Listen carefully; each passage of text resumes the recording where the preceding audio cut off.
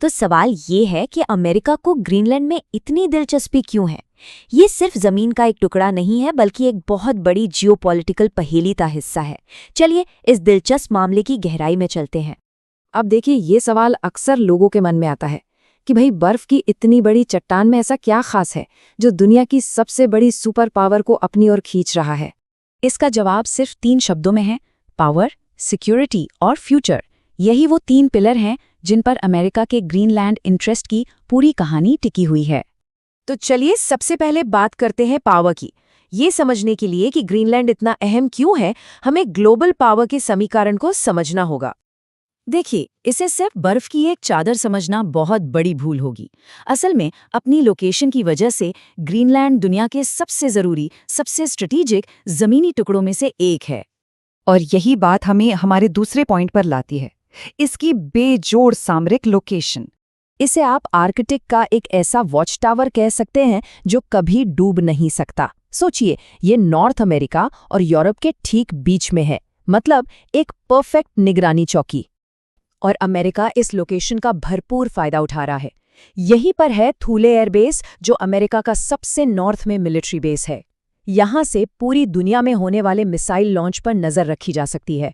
समझिए कि ये बेस आर्कटिक में अमेरिका के लिए एक तरह से रीढ़ की हड्डी जैसा है, अर्ली वार्निंग सिस्टम के लिए। लेकिन अब कहानी में एक बहुत बड़ा ट्विस्ट आ रहा है, एक ऐसा ट्विस्ट जो सब कुछ बदल रहा है। और यही है हमारा तीसरा हिस्सा, आर्कटिक का गेम चेंजर। और ये गेम चेंजर कुछ और नहीं बल्कि क्लाइमेट चेंज है। जैसे जैसे आर्कटिक की बर्फ पिघल रही है ना, तो सिर्फ खतरे नहीं बढ़ रहे हैं, बल्कि मौकों की एक पूरी नई दुनिया खुल रही है। और इस रेस में हर कोई आगे रहना चाहता है। मिसाल के तौर पर शिपिंग को ही ले लीजिए। पिघलती बर्फ नए समुद्री रास्ते खोल रही है जो ग्लोबल ट्रेड को पूरी तरह से बदल सकते हैं। पुराने रास्ते जो थे वो लंबे थे, जोखिम भरे थे, लेकिन ये जो नए आर्कटिक रूट्स हैं ये कहीं ज़्यादा तेज़ हैं, सस्ते हैं और ज़्यादा सुरक्षित भी, क्योंकि इनमें चोक पॉइंट्स बहुत कम हैं। और बात सिर्फ ट्रेड की नहीं है, बर्फ के नीचे छिपा है एक बहुत बड़ा खजाना। हम बात कर रहे हैं रेयर अर्थ मिनरल्स की। अब ये क्या है? ये वो तत्व हैं जो हमारी आज की हर मॉडर्न टेक्नोलॉजी को पावर देते हैं। हमारे स्मार्टफोन से लेकर इलेक्ट्रिक गाड़ियों की बैटरीज और यहाँ तक कि मिलिट्री हार्डवेयर तक सब कुछ इन्हीं पर निर्भर है। और ये कोई छोटा मोटा खजाना नहीं है, नहीं। माना जाता है कि ग्रीनलैंड में दुनिया के सबसे बड़े रेयर अर्थ मिनरल्स के भंडार हैं जिन्हें अब तक छुआ भी नहीं गया है।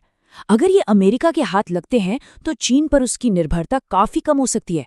और तो और वहाँ तेल और नेचुरल गैस के भी बहुत बड़े भंडार हैं जो अब पिघलती बर्फ की वजह से दस्तरस में आ रहे हैं। अब जाहिर है इतने सारे मौकों ने एक नई ग्लोबल रेस शुरू कर दी है। कोई भी पीछे नहीं रहना चाहता। और यहीं से शुरू होता है हमारा चौथा हिस्सा, द न्यू ग्लोबल रेस। इस दौड़ में 3 बड़े खिलाड़ी हैं, अमेरिका, रूस और चीन।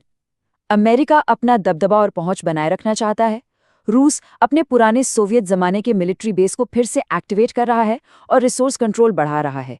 और चीन अपने पोलर सिल्क रोड प्रोजेक्ट के जरिए यहाँ नए ट्रेड रूट बना रहा है जो एशिया को सीधा यूरोप से जोड़ देंगे। ये ग्लोबल शिपिंग का पूरा नक्शा ही बदल सकता है। और जैसा कि इस बात से साफ है, दांव पर बहुत कुछ लगा है। अमेरिका के लिए यहाँ जमीन खोना कोई ऑप्शन ही नहीं है। मतलब साफ है, आर्कटिक में पीछे रहने का मतलब है भविष्य की रेस में पीछे रह जाना। और ये सब हमें हमारे आखिरी और सबसे अहम हिस्से पर लाता है, भविष्य पर कंट्रोल। ये सिर्फ जमीन या संसाधनों की लड़ाई नहीं है, ये आने वाले कल की लड़ाई है। तो जब हम ग्रीनलैंड और आर्कटिक की बात करते हैं ना, तो हम असल में एक बहुत बड़ी पिक्चर देख रहे होते हैं। आर्कटिक पर कंट्रोल का मतलब है आने वाले कल के ट्रेड पर कंट्रोल। जो इन नए समुद्री रास्तों को कंट्रोल करेगा, वही दुनिया भर के व्यापार के बहाव को कंट्रोल करेगा। आने वाले कल की टेक्नोलॉजी पर कंट्रोल, क्योंकि यहाँ मौजूद रेयर अर्थ मिनरल्स ही अगली टेक्नोलॉजिकल क्रांति की जान होंगे। जिसके पास ये होंगे वही दुनिया को लीड करेगा। और सबसे जरूरी, आने वाले कल की ग्लोबल सिक्योरिटी पर कंट्रोल। इस स्ट्रेटेजिक लोकेशन पर जिसका होल्ड होगा वही दुनिया में पावर का बैलेंस तय करेगा। तो जब अमेरिका ग्रीनलैंड की बात करता है तो वो असल में भविष्य की पावर को कंट्रोल करने की बात कर रहा होता है। जैसे जैसे आर्कटिक की बर्फ पिघल रही है, दुनिया का एक नया पावर मैप तैयार हो रहा है।